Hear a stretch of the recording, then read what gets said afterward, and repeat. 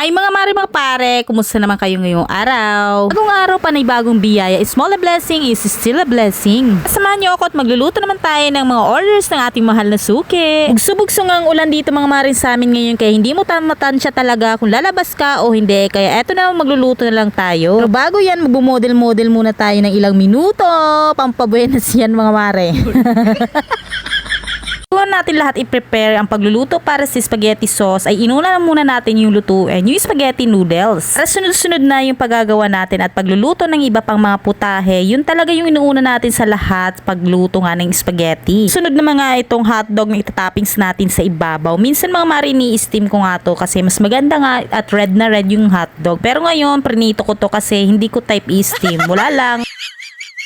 Pagkatapos nga natin prituhin yung mga hotdog, ginisa na natin yung mga bawang at saka sibuyas, tapos yung giniling para sa spaghetti sauce. Nga masyadong matamis yung ating spaghetti mga mare, kaya kahit bata at matatanda ay siguradong magugustuhan nila to. Pag nakasalang pa yung pagluluto ng ating spaghetti sauce, dito naman tayo sa pagpiprito ng Shanghai. Kailangan talaga ng multitask tayo sa ginagawa natin para madaling matapos.